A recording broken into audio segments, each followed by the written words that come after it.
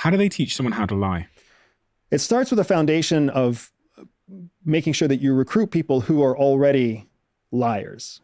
And then when you're sitting across from a liar, you can start to understand if they're a good liar or not very quickly. You've probably talked to people who are bad liars. Yeah. Let's talk to everything. Yeah. So you know when someone's a bad liar. So from that, you can identify people who are good liars. And then when you do find a good liar, you start to teach them what they already naturally do that makes them a good liar. And then you start to teach them how to refine that skill. And you start to teach them how bad liars operate and how you can detect a bad liar and how you gain advantages, with lies and how to handle lies. As an example, because I promised you skills, bad liars talk a lot.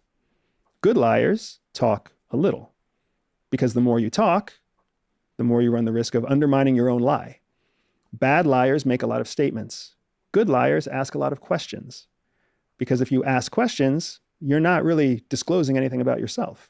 So if you think back and if you remember ever going to a party or ever having a date or ever being in a social environment where there was somebody there that made you feel so interesting, but you didn't know anything about them, you were talking to a very good liar. What about body language? Is that a factor in lying? Absolutely. I mean, body language is a factor in everything, but body language is especially a factor in lying because, again, going back to the idea of a skilled liar versus an unskilled liar, a skilled liar knows how to appear like they are telling the truth with their words and with their body, whereas an unskilled liar often has a disconnect, and their body will say a different message than what their mouth is saying. Consider your stereotypical jock, your standard European footballer or your American jock. A lot of times they'll be portrayed as like somebody who they sit bigger than life and all this other stuff, right? Their body shows confidence and openness, but then when they talk, they sound like idiots, right? I don't, sure, like, totally, like, dude, that lady, like, whatever. There's a disconnect. Their voice does not demonstrate the same confidence that their body demonstrates. So you know that person is lying. What they're lying about is not necessarily just the content of what they're saying, but they recognize they can't cognitively accept the fact that they are in a position where they are telling an untruth. And that untruth at a minimum is that they are not super confident and super comfortable. They are actually uncomfortable and they are not feeling confident. And that's why they're stammering over themselves. So when you were lying to someone, based on your training, would you think a lot about your body language? Yes. And what would you do? What were the principles of making sure your body language wasn't letting the cat out of the bag, per se? So one of the first things to do when you're trying to lie to somebody, and again, we're now talking about how to lie to somebody. You shouldn't want to learn how to lie to somebody. You should want to learn how to know if somebody is lying to you. Mm-hmm. But we always start this way where we're afraid to ask the real question, which is how do I know if I'm being lied to? Because that shows vulnerability. But if you want to learn how to lie to somebody, the first thing you do is you mimic the person. Look at you and I right now. We are mirrored. Mm. Are your hands connected under the table? Yeah. So are mine. Are your feet crossed under your seat? Yeah. So are mine. We are mirrored right now, which means when you look at me subconsciously, you see yourself. Mm. I want you to see yourself in this exercise, because if you see yourself, your initial instinctive response is going to be trust. Because who do you trust in the whole world? You trust yourself. So the first step to being able to lie effectively is to be able to mirror the person you're lying to. If I was coming at you like, right away, you're going to be like, I don't know who this guy is, right? And similarly, if I was to be like, just for people that are on audio, he's just like doing different postures and body languages. So that are far away from my own, like putting his hands on the table, etc. So, okay, makes sense. So we want to mirror first. And you mirror because mirroring creates a foundation of trust. Subconsciously, it creates a foundation of trust. And then once you have that foundation of trust, you just start kind of pushing the envelope more and more with the untruth or with the fabrication that you're creating, the lie, right? Is there anything else on the subject of telling a lie to someone that's believable that we need to be aware of in terms of skills? Yes. So first, the whole idea about, there's two important ideas that get glorified in social media that are just inaccurate. And the first is called eye movements. You can't actually tell if somebody's lying to you based on where they place their eyes. Because while there are certain elements of eye movements that have biological relevancy, there's many, many more things about eye movements that don't have biological relevancy, right? So what I mean by that is, if I ask you, what's your oldest memory? You just look to your left. It's natural to look to your left when you're from a Western country because chronologically, timelines start on the left. So when you ask somebody a question about time and they look to the left, up, down, or in the middle, generally speaking, that has biological relevancy. So it's a low probability that they're lying, but they still could be lying. When you ask somebody a question, they look to the upper right or the lower right or wherever they might look. If there's not necessarily biological relevancy because they could be looking up and to the right because down and to the left, it's too bright. And they could be looking in any number of directions because maybe they have, a headache or maybe they have something else going on. The ability to create some sense of probability about why they're making the eye movements they're making is too difficult. So you can't assess someone's honesty or dishonesty based off of eye movements, even though you're going to hear that you can from Instagram influencers and Discord and everywhere on the internet. You're going to hear that there's some connection that you can make justifiably. It's not true. The same thing is also true. So it is also an untruth that you can rely on something known as micro expressions. Micro expressions being the number of times your eyes blink or the twitch in your face, or if you're sucking on your lips, these ideas that get glorified through social media as indicators of deceit. The truth is, you don't know if someone is lying to you until you have had enough time with the person to establish what's known as a baseline. A baseline means what's normal for you. So I'll just use you as an example. 10 minutes before the cameras turned on, you were a totally different person. Your energy is different. You're so much more conversational. Like you're an awesome, friendly guy when the cameras are not on. But you turn into an interviewer when the cameras turn on. Totally rational, totally logical, makes total sense. That doesn't mean that you're lying now and you were telling the truth then. It means that the environment has changed and nobody would know that if there wasn't a baseline. Most people that watch you don't ever know what you're like outside of this baseline. So you have to get to know the person and then understand the variance that's unusual to understand if they're lying to you. Exactly. We call it time on target. You need time on target so that you can understand the delta, the change between their baseline and whatever pressure you're putting them under. Was there any sort of consistent telltale signs that someone was lying to you in an interaction? Like, you know what I mean? Certain, nervous things that they do change, what are those variances that you might see that you go, this person's now lying to me? CIA believes that all people are born with a spy secret superpower. For some people, that means they can win deals. For others, they can spot liars. Some can even seduce lovers. I built a free 3-minute test to help reveal to you exactly what your secret hidden superpower is. All you have to do is click on the link in the description below, take the test, and start using your spy superpower to stay ahead of 99% of people. Yeah, so with unskilled liars, it becomes much easier. Because a lot of times with skilled liars, with people who have either learned how to lie through formal training or people who have learned how to lie through the school of hard knocks, when there's people who are skilled liars, it's difficult to find generic tells.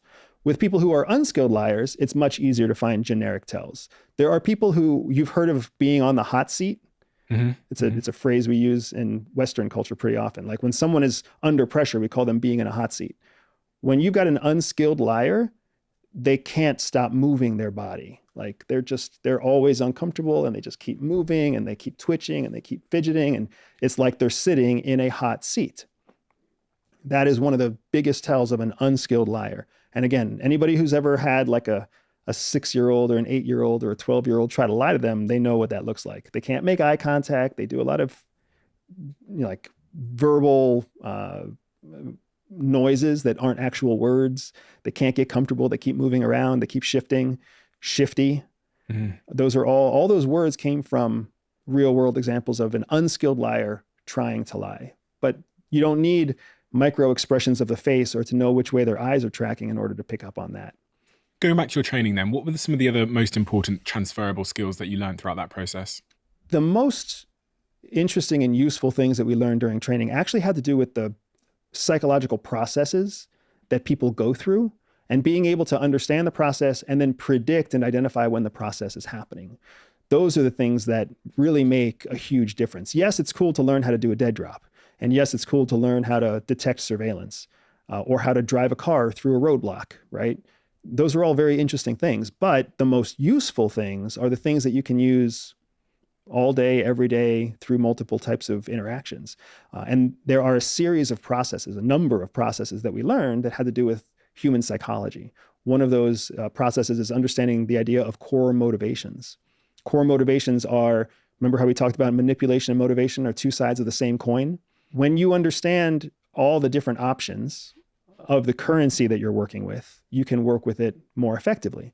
So people are generally, despite age, race, creed, or religion, people have four basic motivations. And we call those four basic motivations RICE, R-I-C-E, stands for reward, ideology, coercion, and ego.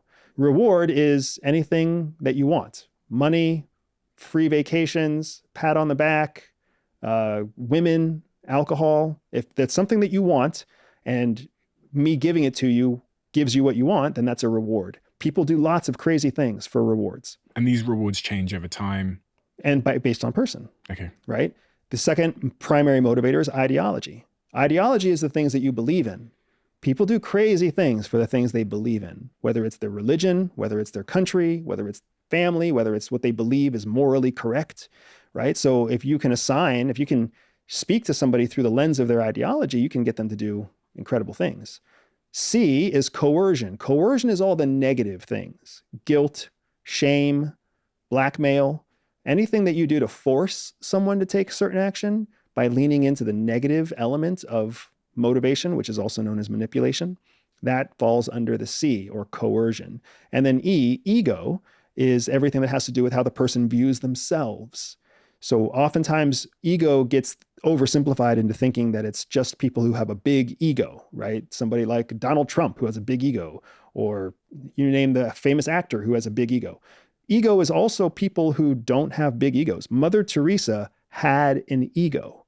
She wanted to sacrifice for other people. She wanted other people to see her sacrificing for other people. That is also ego.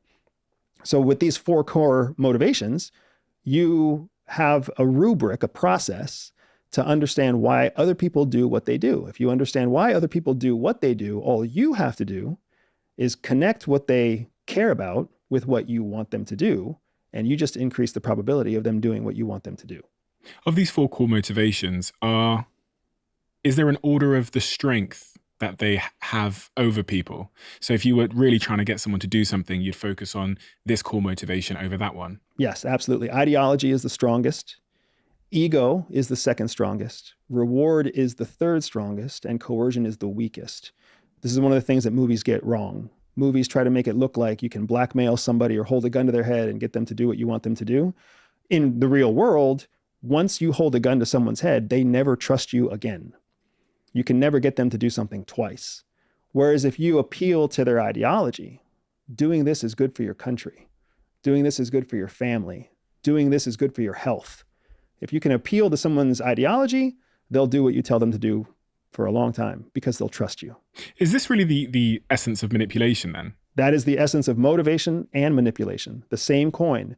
You'll hear me come back to this because one of the things that people really struggle with outside of intelligence is they feel like they have to label things as good or bad. When you have moral flexibility, you take away good and bad. Everything just becomes a question of utility or productivity. If you need someone to do something and you can motivate them, then you should. But if you need someone to do something and you can't motivate them, that's a green light to manipulate them because you still need them to do what you need them to do. If you feel bad about manipulating somebody, you are not going to do well in the intelligence world. How might so you said the ideology is the strongest of the four of the core motivations. How might you go about finding out someone's ideology in the context of business and life? A lot of times people will volunteer it to you. There's two ways. if you're a keen observer, people will volunteer it to you. You've already volunteered that you are ideologically predisposed to fatherhood. You've already talked about it. The reason that you're worried about fucking up your kids that you don't even have yet is because you're thinking about fatherhood. So clearly you are ideologically predisposed to what it means to be a responsible father.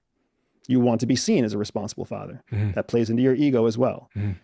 So I'm sure when you're talking to your partner, if you guys are already looking at where would we go to school? Where would we live? What kind of diapers should we use? If you're even thinking about that, you're thinking about it through the lens of the ideology of being an engaged, present, helpful, loving father, right? So people will volunteer it. Your customer base will volunteer to you what their ideologies are.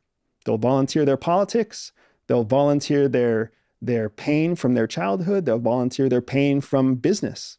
If you listen. If you listen. The second way that you can get to understand the ideology of your customer base is through active marketing, the right kind of marketing, not mass marketing, not the kind of garbage that you see on Instagram and YouTube about, how to make people believe in your brand because you use the right colors, but actual marketing where you present a message and that message was crafted with an emotion behind it. People who respond to that intentionally crafted message are showing what their motivations are because they were clearly motivated enough by the message to take action. You've heard a lot of people talk about narrative, especially in politics. There's there's the liberal narrative, and there's the Republican narrative, and there's the conservative narrative, and the church narrative. And people talk a lot about narrative. Narrative is not the power in influence. The power in influence actually comes from messaging. It takes two steps to get to a narrative. It takes messaging first, and then messaging builds a narrative. If you think about messaging, messaging is supposed to be an emotional thing. Just a statement, just a message, just like a text message, right? Are you afraid of being the kind of father that isn't present for your kids? That creates emotion in the right, ideologically predisposed person. There's no woman out there who's going to be motivated by that. She might be motivated to tell her partner about that, but it's not going to resonate with her like it resonates with me as a father of young children. But that's just the message.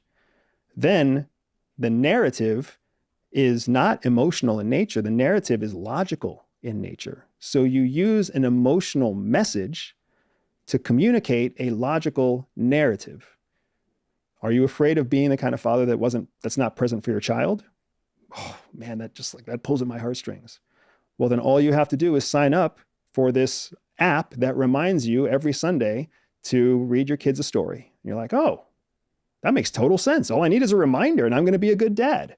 And that's messaging and narrative. The same thing happens in politics. The same thing happens in geopolitics. The same thing happens the whole world over. Because in the intelligence world, we understand messaging and narrative. We know how to use messaging and narrative. It's how you elect a president.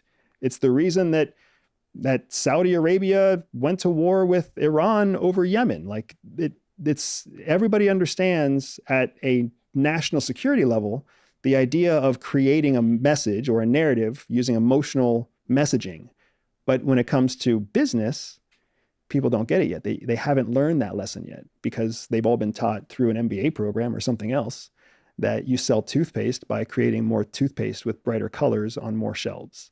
Thinking about ideology and everything you just said there, has your experience over the last, 20, 30 years really made you rethink and look at the world entirely differently? Because if you are so focused and able to detect and understand messaging and narrative, you must just see it everywhere you go in everything you do. Right. So there were two big aha moments for me. And the first was in the very beginning parts of my training at CIA.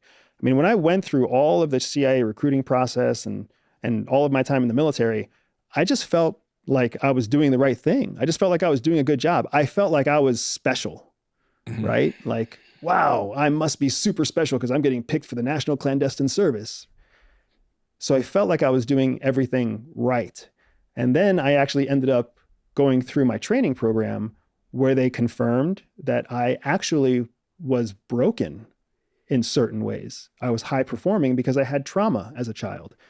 I I lie and I steal and I have no problem with sociopathy because I'm not mentally healthy, right? Like that's basically what they confirmed. Like you're wired in a certain way that's really useful, but you're actually not neurotypical. You're not successful in the way that you thought you were successful, but you are still very useful. And oh, by the way, you're even more special because now you work for CIA. So don't ever stop working for CIA because they know that what drives us is our ideology, right? Our ideology and then our ego. So they hook us that way. So for me, that was my first big aha moment because up until then, I always thought maybe I understood the world, but nobody else seemed to understand it the way I understood it. Like I could see the hypocrisy in high school and I could see the hypocrisy in my mom and my dad, and they would do things that were different than what they would tell me to do. And I don't understand, how is the customer always right? But then like sometimes the company wins the lawsuit. Like it doesn't make sense. How is there a legal structure, but criminals don't go to jail if there's a legal structure? Like I remember seeing it all and thinking that it didn't make sense, but never actually being confident enough to say anything about it because it was a secret and I didn't feel comfortable sharing that secret. CIA then taught me what you're seeing is actually the world as it really is. And let's train you to show you and give you a vocabulary to understand what you're seeing. Let's teach you about human psychology so you understand why it works the way that it works, why everybody sees it and nobody talks about it. Right? So that was my first big aha moment. And then my second big aha moment came when I left CIA and I was unemployed for like 6 months living in my in-laws' converted garage with a 1-year-old child, wondering how the fuck I did so many things so wrong that I couldn't get a job, even though I was just part of the CIA. And in that time, feeling like just the world's biggest loser, the only skill that I could lean on was what the CIA had taught me to do. So then I lied my way into a Fortune 10 company, and all of a sudden I wasn't a loser anymore. And once I realized that I could use CIA skills to succeed in business, that was my second big aha moment. So now everything I see through a lens of CIA skills in a business world.